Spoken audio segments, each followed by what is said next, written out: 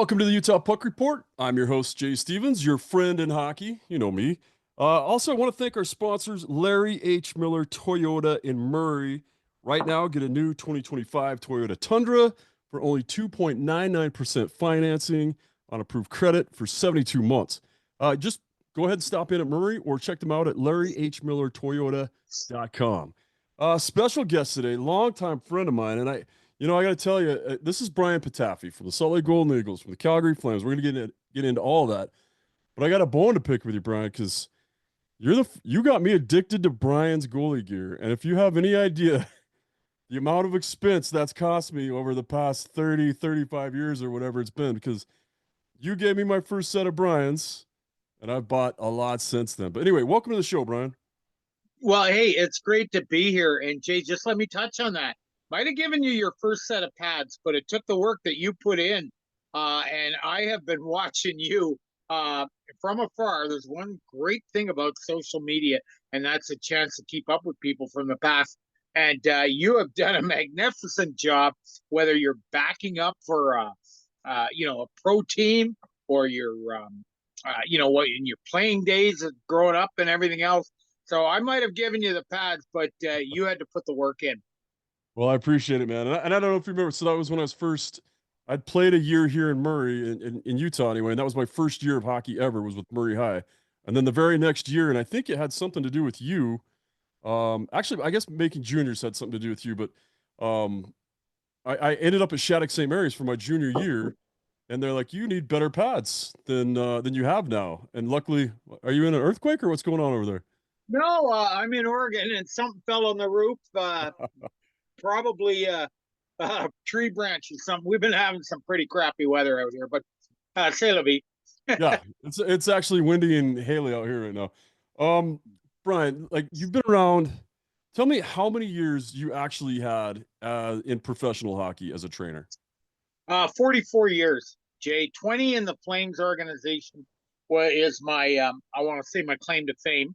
Um, but 44 years total.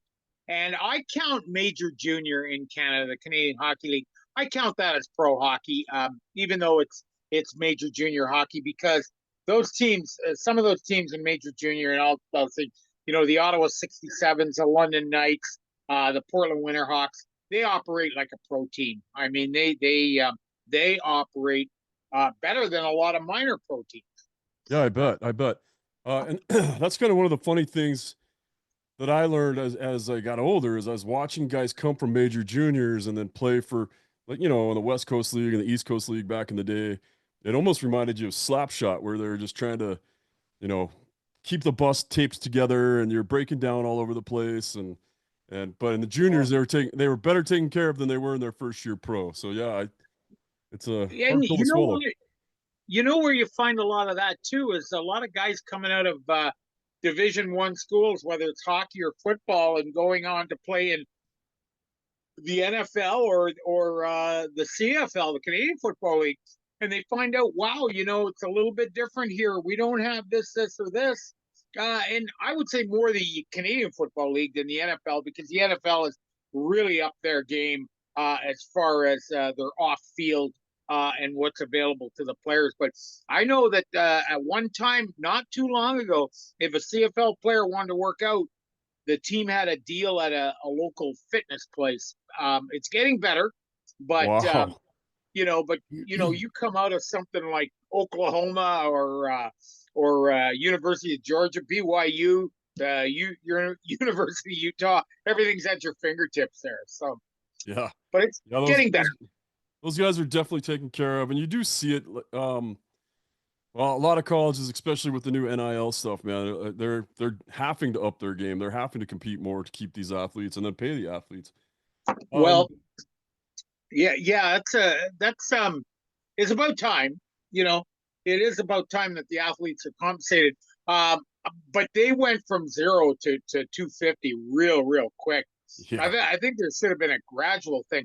I think the athletes should have always been compensated. They're making money for the schools, but now you got them negotiating, and you're hearing on sports that, well, if he signs with the Jaguars, he's going to make less money than if he's playing at UNC or whatever, and that shouldn't be the way. But Yeah. the world's changing, Jay. Yeah, it'll take time. I figure it's like a pendulum. It'll swing one way and then it'll come back the other. And for a while, we'll be kind of in the middle and where we want to be, Oh yeah, right? yeah. Um, Ryan, so 44 years and where we met, and I looked it up. You were on episode 67 of my podcast, and now this is episode 525. So Wow. uh, I had you on a long time ago, and I have a lot larger audience right now. So I think I would be doing them a disservice if I didn't step back and talk to about your years with the Salt Lake Golden Eagles. And just I want to get some of the highlights of what you remember about being here, some of the players, and all that stuff. You take us back down memory lane here. Absolutely. Well, I've made it quite clear on my social media posts, or even when I'm speaking to members of the media throughout my career, there was no better place to live. And I'm not saying that because I'm on your show right now. I've always said that there was no better place to live. And I remember prior to moving to Utah, uh, a mentor of mine, Guy Home, I'm sorry, um, Guy Home gave me a calendar, a Salt Lake City calendar, and a bunch of real estate pamphlets because we had no internet back then in '87. And I was looking through these, going, "Wow, I can't wait! I can't wait! I can't wait!" And I got out here, and sometimes you set your bar or your expectations way up here, and then you come to reality, and it's down here.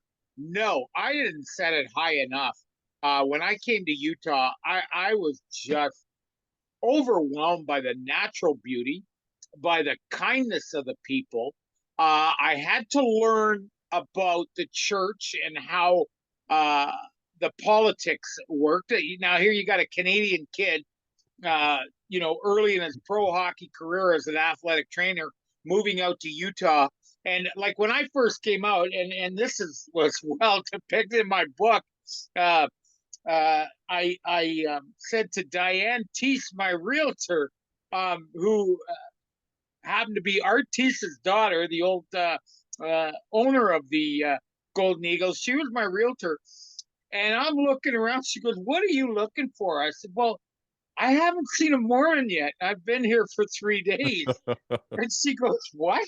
I said, "Well, I haven't seen a Mormon yet." And she goes, "What do you mean you haven't seen a Mormon yet? Michael from the mortgage office is a Mormon, and the seller's uh, uh, realtor is a Mormon, and so on and so forth." I said, "No, no, no, no." I said, "Michael doesn't have no long beard or big old hat." And I said, "I haven't seen a horse and buggy." And she goes, "No, that's the Amish or the Mennonites. That's not the Mormons." So it was a rude awakening for me. But it did. I'm glad it happened quick with her, and not in a more embarrassing matter. So, but uh, just love the community. The way Art ran the hockey team, and later on Larry, we didn't want for anything, and we were in the IHL. And when we first came there, we were the furthest team west, and Denver had started operating. The Denver Rangers had started operating that year, so that was our shortest road trip. But that was also the only Denver, and at that time Milwaukee and us were the only quote major league cities in the league. As the league evolved and got to the end of our tenure, 6 years later with Calgary, they had added Kansas City, Phoenix, San Diego. Vegas was coming in, so on and so forth. They had turned that league into the place every player wanted to go, and I think that's what got into Calgary's management's craw. Number one, they came down and saw the locker room that was provided for us at the Delta Center. That was one of the best in hockey at the time. wow. In hockey, not in the IHL, but in hockey. It was better than the room they had in Calgary. It was better Really? than the room in Edmonton, and so on and so forth. You know, I like. It really bothers me because Larry gets some bad ink on what happened with the Eagles and everything else. And I like I've said it and I'm gonna say it. It was Calgary that messed it up. Okay, because Larry wanted to keep Calgary. I remember Tim Howells flying up to Calgary 4 or 5 times one year, trying to get the New Deal done. And Calgary, okay, in fairness to them, the Canadian dollar was tanking, and they wanted their prospects back in Canada, where if they paid somebody $100,000, it wasn't costing them $140,000. Yeah, I can see that. Yeah. Yeah. But I couldn't. Okay. I couldn't only because selfish, young, immature, and abs. So it. I'm sorry, I lost my train of thought there, but No, you were talking about how when Calgary was pulling out and you didn't want to. no, gosh, no. In fact, there was some talk at the time, but it was simply talk that they might add me because I got along well with Tim and I got along well with the Jazz staff, Sparky and TC. And there was some talk that maybe they would add a third member to the training staff. I wouldn't travel. I would stay home and work with injured players because I told them I wasn't interested in working for the Islanders. The Islanders came in for 1 year, and I wasn't interested in working in the minors for the Islanders. And so anyhow, that I didn't kind of dig too deep in it because a promise was made to me by Doug Riseborough. If I went to St. John, New Brunswick for 1 year, I'd be in Calgary the next year. Well, 1 year turned into 3, but here's something I did, Jay, that I protected me. Okay. So I said to Doug, I said, so you're giving me your word that I'm coming to Calgary if I do 1 year in St. John, get everything set up in St. John, because they were going into a brand new building, much like when we went into the Delta Center. We had to outfit a gym, we had to outfit this because everything that we used in Salt Lake belonged to the Miller Group. So we Oh, weren't taking it with us. So, and I understood where Doug was coming from. And he goes, yeah, I'm giving you my word. I said, okay, then I want a 3 year contract, but my last 2 years got to reflect what I'm going to make in the National League. And he goes, what? I said, I want a 3 year contract, Doug, because I said, if something happens to you, I said, I'm protected. And he goes, well, nothing's going to happen to me. I'll do that. So he gave me a 3 year contract, back end loaded with NHL money for a trainer, you wow. know, Yeah. and I stayed in St. John for 3 years. My last 2 years there, I had a ball. I I was living bet. the life for Riley. I was putting a bunch of money away because I knew, like, moving to Calgary, the cost of living was going to be a lot higher than St. John, New Brunswick. But I didn't want to go in the first place, you know. And then I end up in Calgary, and I'm only up there for 4 years before. Well, everybody says, when did you leave Calgary? I said, 98. And they said, well, why'd you leave? I said, medical reasons. And they go, really? What was wrong? I said, oh, they got sick of me. you know, but seriously, in 98, they just cleaned house. Reiser was already gone. Al Coates was the GM. They had let Brian Sutter go and the assistant coaches go. And Bobby Stewart, the equipment manager who had been there from day one and actually was with them when they were the Atlanta Flames, was going back to Atlanta to be with the Thrashers. And Wow. and I said, Bobby, this is great. We're both going to be in Georgia. And he goes, really? You got the job with the Thrashers? I said, no, I'm going to Augusta in the ECHL. Wow, that's crazy. W- Yeah, Well, yeah. when you And when you look when you look back on your time in Salt Lake, like what stands out the most player? Like I know you had a special relationship with Theron Fleury, who was just on my show a mhm. month ago, by the way. Phenomenal. It was a childhood dream to actually meet him, and uh, and I know you guys had a special relationship and shared a lot of scone cutter together. Oh, did we ever? Did we ever? Um, well, as well documented, and it's in. also in Theo's book, he lived. I had a finished basement. My house out in Sandy had a finished basement. And Cliff Fletcher, our GM at the time, had called me and said, "Hey, look, we signed this 19-year-old out of Moose Jaw to a minor league contract, and Brian, he's only making 27.5, and and when I say that 27.5, like back then, that was good money in a lot of places.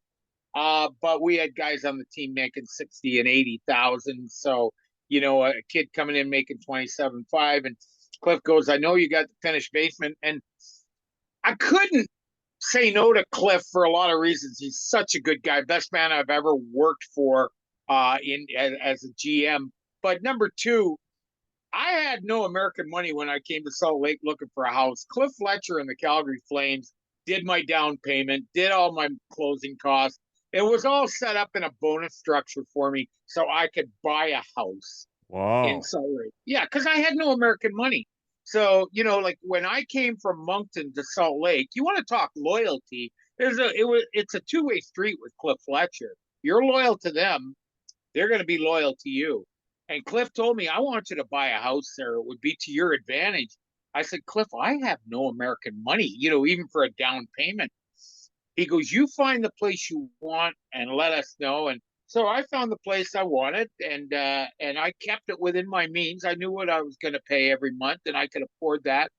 And then Cliff structured a bonus, and he had to show that as a bonus to my lender in Utah, the mortgage company. He had to show that, like, as a bonus, that I didn't borrow that money. You Oh, know, right. Yeah. yeah, it was the first time I ever bought a house, and I'll tell you about Utah. Um, and I'll full disclosure, I bought that house for $53,000 back in 1987. And in 1993, when I moved out, I sold it for 118. Jeez. Yeah, yeah, yeah. So, That's Utah. but, but if I could have a do-over, I would have never sold it. You Yeah. know, I would have gone into the rental business real quick. I love that house. I loved living in Sandy. The infrastructure in Salt Lake was like, I could get to the Salt Palace or the Delta Center in, 15 minutes, as long as I left at the right time, and you get on, I think it was 15. Yep. And you leave at the right time and you're going to miss the traffic. And then the way, we practice at 10 in the morning. So I was coming home no later than 3 in the afternoon, and no traffic until, about 4:30 till 7, sort of thing. So missed the traffic both ways, and loved living there. Heard a lot of stories, like from people that had never been there. "Oh, well, you can't get coffee there because Yeah. you can't get coffee." And the first place I discovered when I moved to Salt Lake was Winchell. Okay, Oh, yeah. Yeah. yeah, get my donuts and coffee, on my way in. Um, and then, Theo and I, we talk about Scone Cutter. Again, if we were smart back then, we would have invested in it, because we put half our paychecks into the place. The first time I ever tried fry sauce. Oh, yeah.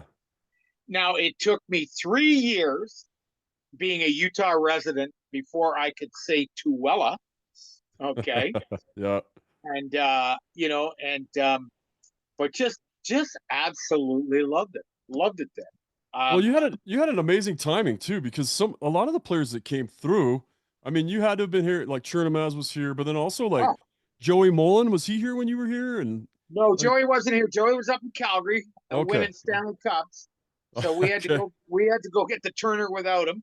But you know what? We had a good group. The year I was there, the first year, and we won the Turner Cup, we were coming in with a lot of pressure, because I used to call them the Green Eagles, because the team the year before with Coach Thomas, Wayne Thomas, won the cup.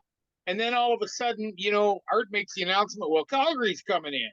And not only are they coming in, they're changing the colors. Like, the Green Eagles were like Oh they yeah. were they were just like part of the fabric. Okay, and so we come in right off the bat. Some girl at the we started 2-8-2 that year. So it wasn't good. We what, the relationship did not start off real well. If we were a marriage, we'd have been in counseling by our 10th game. I Okay. bet. Yeah, that makes So sense. I remember going over to the Green Parrot. It was the local watering hole after a game. And uh, for some reason that night, oh, it was an exhibition game. That's what it was. And Denver only had white jerseys. So I said, no problem. We'll wear our reds. They came in for 2 exhibition games, which I got thrown out of one by Steve Metcalf. We'll talk about that later. But Okay. I go over to the Parrot after the game, and I'm in a suit, and I'm playing the role. And some girl says to me, you play for the Eagles? I said, no, I'm the trainer. She goes, are you responsible for their uniforms? So, I puff out my chest and I said, yes, I am. She goes, you look like a bunch of skating ketchup bottles. Ah, Wow. yeah. I don't think her and I ever spoke again. Yeah, I can see that. It's funny Yeah. that you mentioned that though, because man, fans latch on to one thing. That Kelly Green, that's still Oh, here. And then, but there's a oh, lot of fans that are loyal to the red now too. yeah. And it's so funny too, because I am a big like like I know that Utah was happy they got the NHL. But I'll tell you what, I am probably the biggest Utah hockey fan. Um, and I'm getting used to Mammoth, but the biggest fan outside of Utah. I cried. I literally cried. And my wife and I got married in 1997, and we went to Salt Lake City for our honeymoon. Wow. She knew how much that town meant to me. She wanted to visit the Grand Canyon, and I said, then we can go to Salt Lake City for a week. Rent a car and go to the Grand Canyon. She goes, wouldn't it be easier to go to Phoenix? I said, the North Rim is less crowded, and she loved it because we also hit Bryce, Oh and yeah. I showed her in Nephi where I used to take my motor home, and it she knew. And then when I heard that Ryan Smith was bringing in the Coyotes, I just like go, wow. I've said this for well over 30 years that Utah is a big market. It's a great market, and they're going to do well. And then I remember my snide little comment. Those of you that bitched about the Delta Center for hockey, you're not bitching today. You know, because you got the best hockey you'll ever have. You Yeah. know, and Mr. Smith, uh, true to his word, him and Ashley are doing everything like the project they've undertaken right now to make that building more hockey friendly and also keep its atmosphere for the Jazz. That's unprecedented. You know, Oh yeah. that's a Yeah. people don't do that. I remember going into Phoenix in the NHL when they played at the old uh, U.S. West Arena or whatever it was called downtown where the Suns played. And if you were sitting in the one end, then you had to watch the jumbotron from the blue line in. You know, Yeah. from Yeah. from the blue line in. Yeah, and and nobody was making the investment there. And then they, again, going back to Phoenix, talk about shooting themselves in the foot. Building that building out in Glendale, that would be like if it was in Salt Lake, building it in Wendover. You know, Right. like Yeah. if you live in Scottsdale, going Scottsdale to Glendale, it takes forever and a day. What we used to do with the Flames is the team would stay in Scottsdale because they had to be in that 5-star whatever at the time early, right? Right. And the training staff and the equipment staff would stay close to the arena, and that's when they played downtown. Oh wow. Okay, so had I been there when they went to Glendale, I know I would have stayed in Glendale because it would, I like if, even to take a cab from Scottsdale out to Glendale would probably cost you about $250. Good And Lord. the NHL likes to throw money around, but not in areas like that. You know what I mean? Yeah. So Wow, that's crazy. yeah, Tell me a so little bit about that year when you guys won the Turner Cup. Like what stands out about that year for you? we're 2-8-2, right? We started off 2-8-2, and all the naysayers locally, like, well, where's Mel Hewitt and where's this and where's that and where's this and where's that. Well, you know what? When we were 2-8-2, you know what we were missing? What? Bobby Francis. And Oh, yeah. you know why? Because Paul Baxter, and I'm gonna call it, okay, because you know what? I'm 70 years old. The good Lord can take me home any day now, and I'm not gonna go home uh with things left unsaid. Paul Baxter's ego was so big that he didn't want Bobby on the bench. So he had him upstairs, and Bobby's talking to me through a headpiece, and I'm relaying to Baxy, and Baxy didn't want to talk to me. So Cliff comes to a game, and Cliff calls a meeting after the game with Baxy, Bobby, and myself. We were the three in hockey ops. That's all we had in hockey ops there. Mark Amicone was the GM, but he was more into PR but we were the three hockey, and I was uncomfortable going into that meeting. So Cliff says to me, he goes, Brian, who's the young man you have on the bench with you? I said, that's Ernie Everett. Do you want me to go get him? He goes, no. I don't want you to go get him, but he goes, wouldn't he be better up in the press box for you? And I go, no. He goes, all right, then why am I paying an assistant coach to be in a press box? And I looked at Cliff, I go, that's above my pay grade. But he was making a point. And he looked at Yeah. Bobby and he goes, you're on the bench tomorrow night. And he looked at Baxi and he goes, I don't want him in the box again unless he's suspended. And he better not be. Yeah. So so now all of a sudden, Bobby's thumbprint went on the team. We went on a run and we won the cup. And you know what? I'm sorry, but I'm not sorry. It's in my book. My book came out in 09 or 08. I'm sorry. And I explained it in there. It was all Bobby Francis.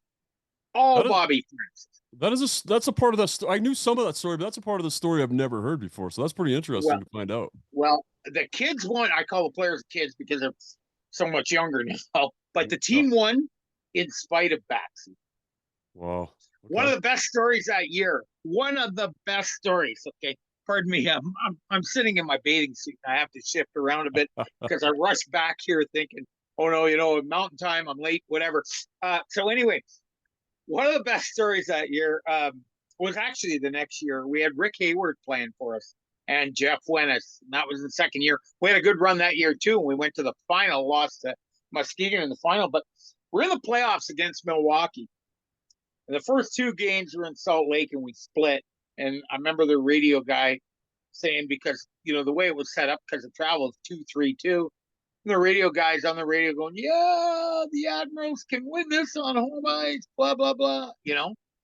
And, just to jump ahead, be a spoiler here, we won the next four games. We lost the opener, won the next one at home, and the three in Milwaukee. But anyway, in Milwaukee, between games 2 and 3, Baxi has this great idea. We're going to all go out. He said, tomorrow, he says, we're going to a German restaurant as a team. Calgary's going to pay for it. We're going to make the reservation, this. And Milwaukee is well known for its German food. And he goes, tonight's curfew, get out and get something to eat. We went into overtime that night. Grimmer actually scored in overtime. Stu Grimson. Wow. Wow. And yeah, might have went in off his head or something. But anyway, he says, go out, get something to eat. Because back then you didn't do post-game prepared meals. Guys just went on their own. But be in your own room by midnight. No problem. The next day was an off day anyway, you know? So being back at midnight's fine. So Baxi and Bobby are in the lobby at midnight, and at 5 after 12, Jeff Wennis and Rick Hayward come in, and they got a pizza in their hand, and they, wave to Baxi and Bobby. It's 5 after 12. So Baxi makes a scene. He goes, "You get 12 o'clock. It's 12 o'clock." And Hazy goes, "Well, hey, Baxi said, I apologize. We had to wait for the pizza. There was a line up there." He goes, "Had you ordered that pizza?" And he's telling them what time and everything else. Well, we all know everybody went for a couple of libations, and Right. then they grab their food and come back. And that's fine, 5 after 12. We're not talking 5 after 3 a.m. So the next day at practice, Baxi calls in the captains, me and Bobby, into the coach's room. So there's Chunamaz, Busick, and Grimson were the three captains. I think Samard might have been one as well. Calls us in, and he goes, "Tell the boys dinner's at this time, but Wennis and Hayward are not coming." So we're all looking at each other, and Cherno goes, "I'll be back in a minute." So he went into the room to deliver the message, and and this is the type of captain Cherno was. He goes, "Boys, you guys can make up your own mind, but if those two guys aren't invited, I'm not going." And Butch goes, "Either am I." And Samard and everybody went around the room and said, "We're not going." Right. So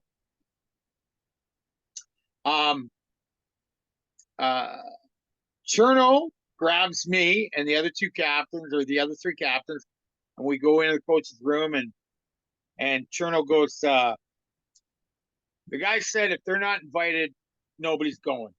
And Baxi was, "What?" He goes, Wow. "Nobody's going." And Baxi goes, "Okay, okay, here's what we'll do. You guys go in, have a 5 minute meeting, and decide their punishment. They can come, but they got to be punished." But Cherno goes, "Fine." So we all go back in the room. Nothing said, right? 5 minutes later, we all go back. Bobby's sitting there, Baxi, and Baxi goes, "Okay, what you come up with?" He goes, "Well, we agree that they need to be punished. So Wennis and Hayward can come to dinner, but they're not allowed to have appetizers." Nice. Baxi goes, "Dinner's canceled." Oh Like man. that. Like, dinner's canceled. Well, you know what? We're up 3-1 in the playoffs, and we're counting on going out to dinner that night. And Bobby Francis comes to me. He goes, "Pataf, I can't do it." But he goes, "You got to get a hold of somebody in Calgary and tell them what's going on." And he said, "I can't be the one to do it." I said, "I understand that." I said, I'll make a quick call. So I called Al Coates, who was my go-to guy, him and Al McNeil. And Coates, he goes, "Pataf, you have a company credit card, do you not?" I said, "Yes." He said, "Have you blown the dust off it yet?" Because I never used it. Like, I would use it if we were on credit hold, with a vendor, because things were tight that year, with Art having to pay for the visiting teams coming in and everything else. But I barely use the card. He goes, "Then you take everybody out to dinner." He goes, "You take them." He goes, "I'm not going to have a coach down there that thinks he's a king, you know." And he goes, "So you just tell everybody you're going to cover dinner." And he goes, "And put it on Calgary's card, and there'll be no questions asked." I said, "Okay," like I had never done a tip for a meal that big. I'd never paid for a team meal. And I asked him, I said, "What are the parameters?" He goes, "Well, be smart. You guys are playing tomorrow night, so they can have one or two, but that's it. And you tell the waitresses ahead of time. Yeah, and no guys that don't want one, no, their one or two doesn't go to their seatmate." I said, "Okay." So I explained it to the guys. We're gonna go, and Baxi comes in. He goes, "Who do you think you are?" I said, "I'm the guy that Calgary talked to said take the guys out." He goes, "Well, I'm not coming." I said, "Well, I don't care." You know, I said, "I work for them. I don't work for you." I said, "Because I'm going to be very, very honest with you, Baxi. If I worked for you, I'd have quit last year." I said, "Because you're not a Oh, good guy to work for." I said, you selfish. It's all about you. The show is all about you. I said, I thought you would be humbled when we were in the Jazz golf tournament and they were bidding on who to play with. And I said, Frank Layden went for $4,000 and you went for $26, you Dollars, know? right? Yeah. Yeah. And so there was no love lost there. So we went out to dinner and we laughed. And anyway, they were bringing chicken wings around to Winnis and Hayward. And I got up and I said, hey, you guys are paying for those wings. And I go, what do you mean? I said, hey, the deal still stands. You're allowed to be here, but I'm Should not have. covering your appetizers. And then we just laughed and we had a good dinner, won it the next night. And I think that put us into the finals with Muskegon. So, Amazing. so that, Amazing. that was an interesting year too. And then at the end of the year, Baxi goes up to Calgary and Bobby becomes the head coach. And then we went through a plethora of assistant coaches over the next few years. We had Rick Carrier, we had Jim Levins, and we had Jamie Hislop, and all three good guys. And except for Jimmy, I don't know what happened to Jimmy after his career in Salt Lake, but Jamie went up and had a stellar career with the Flames. Rick went on to the Western Hockey League, was the GM coach in Medicine Hat for a while, and then he was the director of uh, some type of development for young players in Edmonton while Kenny Holland was there. And so Rick had a good kick at it, and obviously Bobby was the Jack Adams Coach of the Year. Uh, and and as far as coaches go, I worked with or for Bobby for 8 years, 6 in Salt Lake and 2 in St. John. And he's the best guy I ever worked for. And so me telling you, and this is like prophecy almost, me telling you I didn't want to go to St. John, and Riseborough promising me that I was going to be up after 1 year, and me ending up 3 years in St. John. Bobby gets let go, not formally let go. They just didn't renew his contract, so he took the job in Providence of the AHL with the Bruins, which worked out good for him because a year later he was Pat Burns' assistant in Boston. But I get a call from Riseborough, and he goes, "Hey, I need to talk to you." And I said, "What's that, Doug?" He goes, "Well, we're bringing a coach into St. John, and you and him didn't really get along well in the past." And I said, "There's only one coach in my whole career I never got along with, and that's Paul Baxter." And he goes, "Yeah." He says, "Well, we're bringing him in there. So what am I going to do?" I said, "Well, you do whatever you want." I said, "You're the boss." I said, "I got a year left on my contract." And I said, Terry Crisp used to tell me that just because you have a contract doesn't mean you're guaranteed a job. It does mean you're guaranteed a paycheck. You know what I mean? Yeah. So Yep. I told that to Doug. I said, "Doug, you want to let me go? I got 52 weeks to find another job, without missing a beat. So if you want to let me go," he goes, "No, no, I don't. We need you there." I said, "Oh, so year three." And so anyway, he brings in Baxi, and Baxi was 10 times worse Worse. with me. Wow. Yeah, yeah. Oh. So anyway, like he and Jason Mazzotti said it best. He just control guy Patafie. Like he came in front of the players and said, "See that TV up there?" Because we had TV scattered throughout the room up on the wall, right? That was before flat screens, so we had shelves built for them. He said, "I want it moved 4 inches over to the right." And I'm going, 4 inches. Yeah. There was no reason. Uh, He just wanted his thumbprint on it. Wow. Huh. So he's having these TVs move. Wondering about the hot tub, what temperature we keep it at. I said 106. I want it at 108 on game days for after the game. I want it at 104 on non-game days. You know, yeah, okay. Wow. You want it at 108. You don't want to be here in the third period when I'm standing on the edge of it, making it another 2 degrees warmer, Yeah. because you ain't gonna like that sight. And that was kind of crap. So anyway, a month into the season, And that's the year I met my wife. We're in Greensboro, North Carolina. It's Halloween night. And that morning, I get the call at the hotel. Brian, we fired Doug Risebrook today. And that was Baxy's guy, right? And I said, well, I said, you're hired to be fired in this game. And Coatsy goes, yeah. He goes, well, we wanted to let you know first. So he said, you could try and get that effing smile off your face before you go to morning skate. So I go to morning skate, and he says, I'm talking to Tom Coolin, our assistant coach. And I said, hey, Cooley, come here. I got to talk to you. He goes, what's up? Cooley is this great guy. He's this maritime guy. In fact, we've talked a bit. He said, can't wait for your show. Because I'm doing Atlantic Canada tour. Can't wait for your show. Cooley, I said, you should be the show. Cooley's a funny guy. He goes, what's up? I said, Cooley, they fired Riseborough. He goes, oh, stop at that. He goes, stop at that. I said, no, they fired him. They did. So all of a sudden, Baxy opens his coaching room door in Greensboro, and he goes, can you two guys come in here? I want to talk to you before the players. So we walk in, and I looked at Cooley. I said, act surprised, right? Oh, yeah. Oh, yeah. Well, Cooley, you think I had no love for Baxy?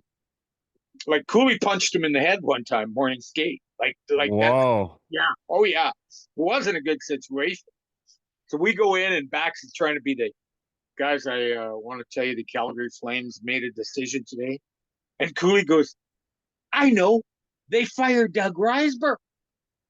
And Baxy goes, well, how'd you know? He goes, Patafie told me. He goes, they called Patafie last night. They didn't call me last night. They called me that morning. He goes, they called Patafie last night and told him. And he looks at me, and I just shrugged my shoulders. He goes, did you not feel obligated to come in and tell me? I said, I knew they would tell you. What do you want me to do? Come in and gloat? So anyway, I get Al Coates calls me later that night. I said, after the game, and I had met Dawn that day. Dawn was the in-arena host. She was going to UNC Greensboro, but she was the in-arena host for the Greensboro. They were called the Carolina Panthers. No, the Carolina Monarchs. They were the Florida Panthers AHL team, and I had met her. And we went out after the game, and we were chatting, and I said, talking about hockey. She goes, I don't know anything about hockey. She goes, I'm a broke college student, and they give me $100 a game to walk around the arena and give away prizes and pick people to shoot the puck at a board. And she goes, I leave after the second period. And so anyway, I said, what? This is a girl for me. She hates hockey, not as much as I do, but yeah, we're going to get married. But Wow. the neat thing was Coatsy had called me, and he goes, listen, we're going to give you your new contract right now because you're going to have a rough ride. He goes, you talk about turbulence. He goes, fasten your seatbelt. And the rest of that year was the worst year of my life. But I had a new 3-year deal, and they had already arranged for the movers to pick my stuff up in May to go to Calgary. Oh, So, wow. so Awesome. I knew I was out of there. Now, you talk about a lame duck with a broken wing. I had both broken wings and my 2 web feet shot up.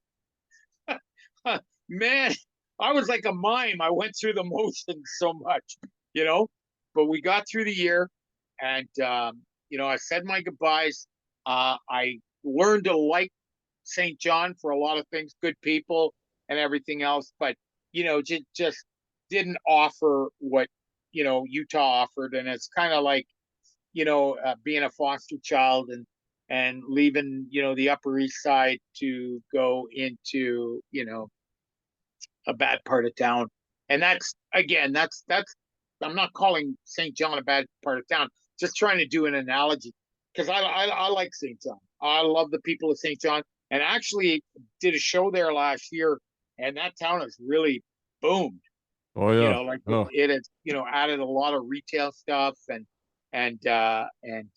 beautified a lot. And I stayed there an extra 4 days because I said, I was planning on leaving there and going right to Halifax for my next show, but I had 4 days before my next show, so I just stayed in St. John. So Nice. So Taff, you've yeah, been you after so long of doing hockey, and I saw you once, and you talked about how retiring hit you like a ton of bricks, and then you become the first what do you call it, the entertainer. yeah. Now that Well, you're an entertainer, you're a comedian now. yeah. I'm a stand-up comedian touring, and so what had happened was when I was in the American League, we got this Finnish guy come in named Peter Ahola. I don't know if you remember Peter. He was part of the LA Kings for a while, and Calgary picked him up in a trade and sent him down to St. John. And we were playing a game in Fredericton. We won the game, and they hand the pizzas out on the bus afterwards, and the guys start going Patafie, Patafie, Patafie. So I get up, get on the microphone, and just start ripping our guys. Just start ripping each guy. And they're trying to come back, and they don't have the comeback, and then Truffleoff tried to give me a cheap shot, with a comeback in half Russian, half English. And I said, you know what you sound like, Treppy? I said, you sound like your retirement job. You're going to be a lifeguard at Gorky Park. And, the guys are losing their mind. And I don't even know if Gorky Park has a swimming pool, but just stupid stuff like that. And so Peter Ahola gets off the bus and he goes, we have a new name for you. I said, what's that? He goes, the Enter Trainer. And I liked it. And Uh, I remember Donnie Brennan with the Ottawa Sun newspaper uh, wrote a story about me because I had gone back to Ottawa. I was in Ottawa with Brian Kilray from 80 to 82, and I went back there in 2003, and I was going to finish the string there. It was my hometown. We bought a house. We were living in a great area, found a great church, the whole bit. And Brian Kilray was still coaching there. He'd been there, he was an icon in junior hockey. So it was great. We had the excellent owner, Jeff Hunt, that just made sure the team had everything they needed and more. And so Donnie Brennan wanted to talk to me about my past and the whole bit. And on the bus going from London back to Ottawa, a guy had brought a guitar, and so I started playing the guitar and singing songs that I made up in my head, and I always had the words that rhymed. You cannot find any of them on Spotify, but just making the guys again laugh. You're 8 hours on that thing from London, Ontario to Ottawa, Ontario. oh You got yeah, to kill the time. You get yeah. because the last 2 hours are like from Kingston in are just like you're pulling your hair out. And these kids had to go to school the next day. This was a Sunday game, 2 o'clock game Sunday. So we're getting in at after midnight, and they had to go to school the next day. So Donnie says, I just don't know how to title this. Life of Pataf, whatever. I said, well, I had a guy who used to call me the Enter Trainer. And he goes, oh, I love that. And he used that in the story. That was a headline in the story, the Enter Trainer. And I sort of built off that. But I will tell you, I hit a snag my first year doing stand up. I'm doing a show in Ottawa at a place called Yuck Yucks.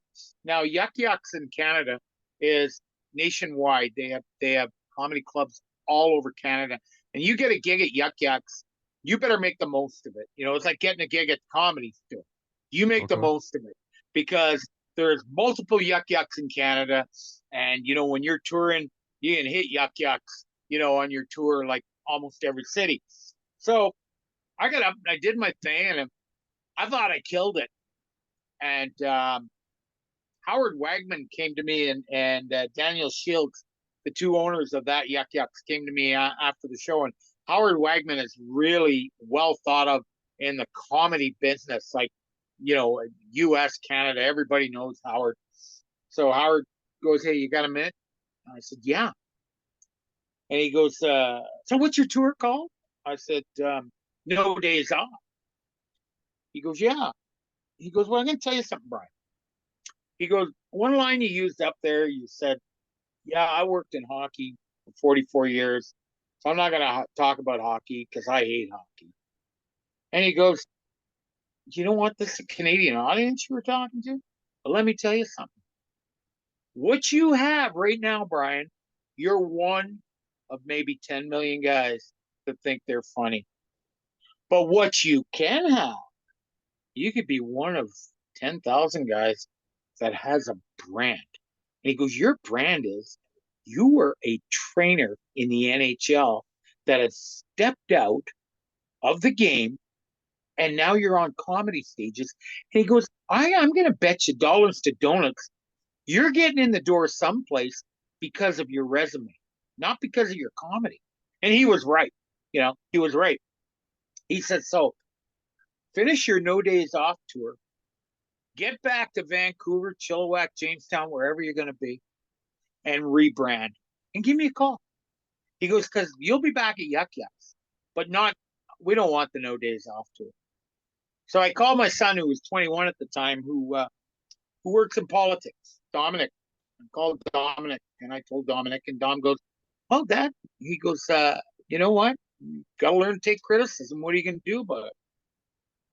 I said, well, I got to rebrand. I'm thinking like, words from the penalty box, blah, blah, blah, blah, blah, blah. I said, have you got anything? He said, give me a day. So he called me the next day and he said, all right, open your computer. So my computer says, I'm sending you an email. So he sends me this logo that says funny as puck. Yeah. I said, that's brilliant, but how is the general public going to look at that on a marquee? He goes, Dad, you're in comedy. He says the local public knows that when they walk into a comedy club, that the political correctness stays at the door. He said, you're in comedy. So I called Howard. Howard goes, that's brilliant. He goes, Nice. that is brilliant.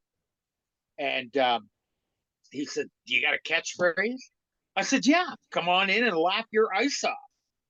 He goes, I was hitting Yuck Yucks in Vancouver, Yuck Yucks in Edmonton, Yuck Yucks in Nice. Halifax, and the funniest. But it's so funny because I'm having a major streaming company. I can't mention who because there is a we've signed a can't Yeah, say right. anything, but they are going to be recording my show at the Francis Simmons Performance Auditorium in Charlottetown, Prince Edward Island, on June the 24th. Now, the auditorium is on a college campus. My agent had to go in front of the Board of Regents to get the okay for Funny as Puck, and they were just laughing. You didn't need to come here. That's hilarious. Nice. I mean, it's in June. It's not going to be students at the. In fact, they offered me residency in one of the dorms if I needed a place to stay. So yeah, the students ain't going to be there, but so I'm just rolling with Funny as Puck, and I'll be turning 70 this year, and I'm driving a motorhome now and not doing the flying rental cars, hotels, because that took its toll on me. The Yeah, I bet. travel took its toll on me. Yeah. With the motorhome, I just did 5 shows in Vegas, and then I'm on my way to do another show outside of Vegas, and then I'm driving up to Oregon for my daughter's wedding. And on the drive, it's 2 o'clock in the afternoon. I'm a little tired. I get into a rest stop. I go to the back, jump into bed, and take a 2-hour nap. You know, you Perfect. Yeah. can't do that in the airport waiting for your connection. You know, Right. Right. um, I haven't brought any luggage to lose. You know, Yeah. there are delays. It's called traffic. No flight attendants, and I have a seatbelt, and I make sure it's hooked up. Take the metal clasp and put it into the thing. And if we do lose altitude with the motorhome, there's not going to be a oxygen mask that drops, but you take your head, you put it between your legs, and you kiss your ass goodbye. You know, Yep. so Yeah. So you are stopping in Utah. Tell us a little bit about that. Yeah, I'm pretty excited about that actually. It is May 23rd, Friday night, so a week from this Friday at Club 90 in Sandy.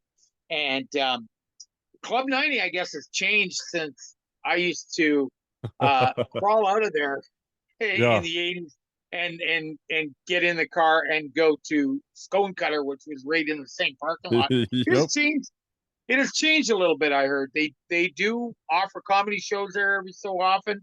It was an opportunity because of proximity for me. I'm in Oregon, and I'm heading from here to pick up on my tour in Niagara Falls, then Toronto, then Ottawa, then Maritime Canada, and then in July back down in.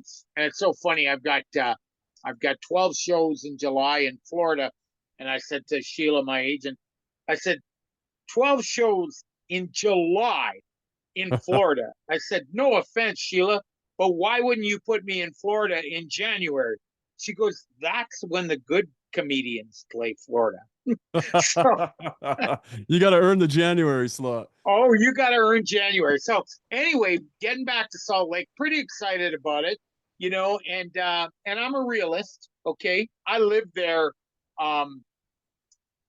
over 30 years ago or around 30 years ago.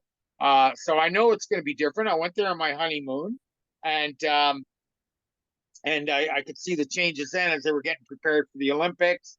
And I know it's going to be different. And my wife tells me that I do live in the past a lot. Like I'll say to my wife, like something mundane, like, "Hey, I like those red leather pants you have, but you're never wearing them anymore." And she goes, Brian, I've had two kids since then. Yeah, I yeah, wore them back in the 90s. yeah, Oh, okay. I didn't know because this is how I dress in free stuff. You know what I yeah, mean? yeah. So I Same. could have had this. I've got Flexall t-shirts still. Well, there you go. You Free know? shirts. My favorite show, Yeah, but yeah, free shirts. yeah. And So so Brian, you've also written two books. So you've got I have. books. Ice It Down, and what was your other one called? It was called No Days Off, Right. and it is like book number two is it and again I'm big on full disclosure is sitting on the publisher's shelf, okay, and waiting for me to give the okay to let it go because book number two gets down and personal about some issues I had as a child growing up and some of Okay. the things that I went through that were done by people that I trusted and it should have never happened. And like book number one, Ice It Down was just like a parody almost, and poking fun at things. Plus, it talks about the business of professional hockey and how the late Gus Thornton, who was an equipment manager both in the NHL and with Hockey Canada, used to say, "Hockey, a great game, but a crappy business," and it is a crappy business. Look, I lost a job in the NHL with the Calgary Flames after working for that company for 20 years because an incoming general manager wanted to bring his own people. Right. Okay. So, and that was Craig Button. And now Craig Button Wow. is a guy on TSN. Like he Yeah. never got another job because he was no better than what we had, but we had a president of the team there that wanted his thumbprint on things. So they get rid of Al Coates, they get rid of the coaching staff, they get rid of the training staff.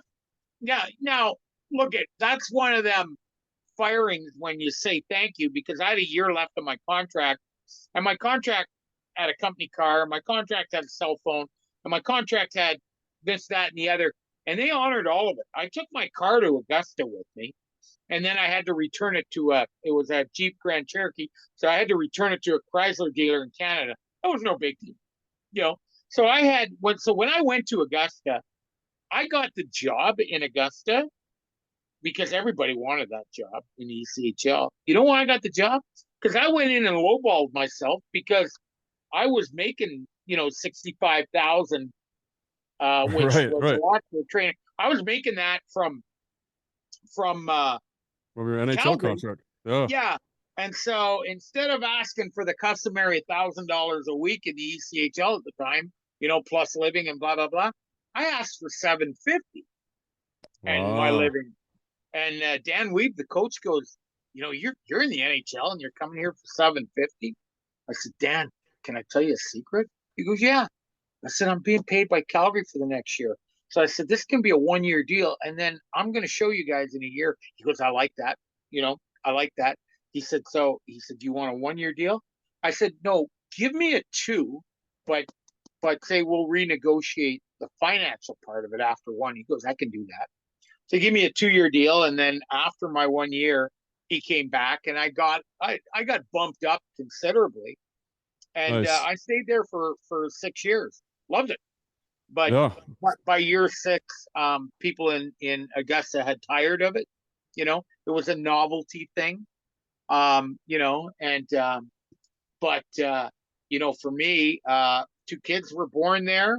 I attended the Masters every year, Wow. either with badges from people in the booster club who would give them to me and say, "Okay, you can keep these until noon, and then meet us at CVS and give because we don't want to go in at 9 in the morning, but we want to go in afternoon." And I would be there spot on in the CVS parking lot. And there they would hand them back their badges. They do the same thing the next day. I could get all the badges I want for the finals from the booster club because none of them wanted to fight those crowds on the Sunday. So, one Sunday I sat at number 15 and I watched DeMarco and Tiger come up, and I'm in the grandstand and I watched that phenomenal shot on the par three where the ball just rolled in. You see it countless times on TV, on the internet, where you see the Nike logo and it just falls in the hole. And that sealed the deal for Tiger. He went on to, finish off and beat DeMarco in that, Masters that year. Amazing, So amazing, yeah. amazing. It sounds like you just seem to have had an amazing life and an amazing career. Tell us, how do we get tickets for your show at the Club 90? Okay, so you can buy them online, which I would suggest because the place only holds 120 people. Oh wow. You can buy them online at tix.com. And when you go to tix.com, you just type in it up in the search bar, just type in Brian Patafie, and it'll take you right to the link. And you can buy your tickets online. I know there is a ticketing fee of a couple of dollars. I think it's $20 a ticket. I got two local comedians, Joe Elliott and Omar Barney, opening the show. It's going to be a great show. I promise you, it's going to be a great show. Now, I will tell the people that know me that are going, because I know a lot of people have reached out on social media and they can't wait to see you. Can't wait to see you. We're going to have a nice meet and greet there that night after the show and everything else. I will tell you, my show is blue, okay, in a sense that you know what, you're not going to get rainbows and unicorns. I'm going to just tell it like it is. There's going to be Nice. hockey stories, but they're going to end with a punchline. I make a lot of fun of myself. I make a lot of fun out of people that I know. And with my list, my speech impediment, if you're sitting in the front row, if you've got a table right at the front of the stage, bring a raincoat or an umbrella Like the because old there's Gallagher shows, right? At the oh, splash there's like, zone. oh yeah, a lot of S's and soft C's in, in my show. Well, that's But amazing. It's amazing. I yeah, know you've got 44 years of hockey. Like every season I've ever played, at the end of it, you look back and you're like, if I highlighted certain parts of that season, that would be a comedy show. So to know that you're doing that with 44 seasons under your belt, I know that you're gonna have a ton of just great stories and great jokes. Any hockey fan or non-hockey fan is gonna enjoy. well, yeah, you take a guy like me at 62 years old. I get a phone call from Rich Chernamaz. Hadn't talked to him in over 20 years. We follow each other on Facebook and everything. I got a call from him and he goes, "You got any gas left in your tank?" And I go, yeah, why? He goes, because I need a trainer. I need a North American trainer in Frankfurt, Germany. I go, oh my goodness. I said, that sounds really enticing. I got to talk to Don about it. And Jay, you're going to love this. I said, I got to talk to Don about it because the kids are both seniors in high school now. And I know she's not going to want to uproot and everything. But let me tell you now, yeah, Cherno, don't call anybody else. I'm going to take this job. But I said, I need to do the groundwork. So anyway, because we thought I was finished around, 216. We thought I was all done. And we moved back to North Carolina. We had a little house there, and the kids, were going to finish schooling there. And I was going to work a, regular job till retirement in a PT clinic. So I went to Don and I said, hey, Don, you know how a lot of uh, athletic trainers like just go for the season somewhere and they work and they can make good money and then they come back home, their family stays home. And she goes, what are you getting at? I said, well, I got offered a job. And she goes, well, she goes, we can't operate with kids. I said, no. I said, I'll go on my own. You guys can come and visit at Christmas. She goes, well, where? So I just get this little smile. I go, Frankfurt. So she gets on her phone and she punches in. She goes, oh, we can come there the odd weekend. Frankfurt, Kentucky's only an 11-hour drive from here. I said, yeah, I don't think you want to be doing a weekend to Frankfurt. And she goes, well, why not? I said, because it's Frankfurt, Germany. She goes, Brian, you're 62 years old. You don't speak a lick of German. You're not going to last 2 weeks over there. So take the job and get your free vacation and upset your buddy because you're going to quit in 2 weeks. And she just and then stomped off, right?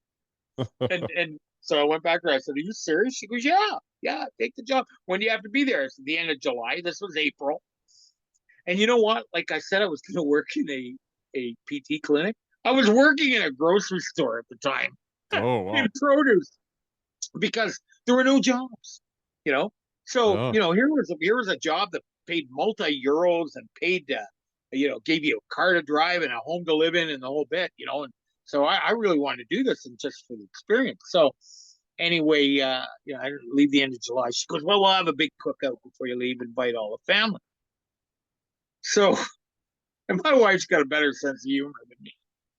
So we have this big cookout, invite the whole family, and she's at the grill doing hot dogs, right? And I'm looking like, where's the chicken? Where's the burgers? Whatever. And she's got all the fixings, and she's got the salads and the potato chips and the drinks, and it's a nice thing, but she's just cooking hot dogs. So, I'm a little bit perturbed. I'm going to a foreign country. I said, Don, and I called her out right in front of her family. I said, Don, I am leaving in a few days to move to a foreign country, and you want to have a celebration with hot dogs? They're not hot dogs. They're Frankfurters. And if you There you go. wanted something better, you should have gotten the job in Hamburg. Nice. Nice. Yeah. And then Well, 5 minutes later, my son comes out with a tray with chicken and burgers. She was oh, just wait. She nice. knew I was going to She was say something. setting you up. She was setting Oh, you up. she set me up like a slow pitch. She just lobbed it in there. I And love it. but so after 2 weeks, she's seeing all these posts on Facebook. I'm visiting this castle. I've gone here. I've gone there. I went to Amsterdam for lunch. Yeah. Four Yep. hours. And on an off day, we were playing two friendlies in the UK, the whole bit. So she said, you said that and we were on WhatsApp. She said, you said the owner will bring us over for Christmas. I said, yeah. She said, we'd like to come over December 1st and come home January 3rd. I go, well, Wow. that's, you're pulling the kids out of school for a while. She goes, that's okay. She goes, we want, if we're coming to Europe, we want to experience it. So they came over December 1st and they're not there 5 days. And my wife comes to me and she goes, the kids want me to homeschool them. She goes, we'd like to move here with you. And they want me to homeschool them and finish up school here. I said, well, I would love nothing more than that.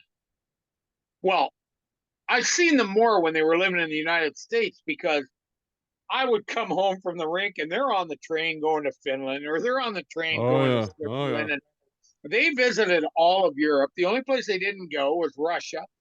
They went to Czech Republic. They went everywhere, Yeah, of course. And you know what? You couldn't pay for the experience they got over there, and the infrastructure over there, the trains. Like it was a 4 hour drive for me to go to. Like I said, I'd go to Amsterdam for lunch. It's 2 hours on the train, Yep. and €39. Yeah, I know. It's amazing So there. yeah, All right, yeah. Brian. Well, I think we got to wrap up the show. I'd love to have you on again and talk more Salt Lake Golden Eagles stories. And I'll come. I'll come yeah, back for episode 1991. Now you I might like be it. talking. You might be talking to an urn full of ashes, the way I feel some days. But I'll have Don set it out here and the coffee can, and you can talk to it.